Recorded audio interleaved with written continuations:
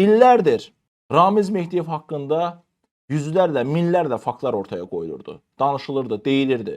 Məgər gözləmək lazım idimi ki, bu qədər bu şəxs dövlət əhəmiyyətli cinayətlər eləsin, dövlətin təməl dayaqlarını sarsıtsın, kadr siyasətində misli bərabəri görünməmiş yerli bazlığa, korrupsiyaya yol vermiş olsun, istədiyi kəsləri, özünə yaxın bildiyi kəsləri bu və ya digər qaydada ya icra başçısı təyin etdirsin, ya Milli Məclisdə deputat təyin etdirsin və bununla da dövlət deyilən bu institutu məhv etmiş olsun.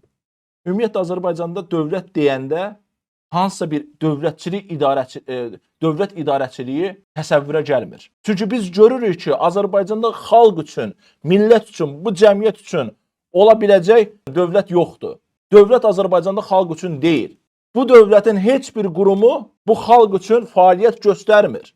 Mən bunu dəfələrlə sübuta yetirmişəm.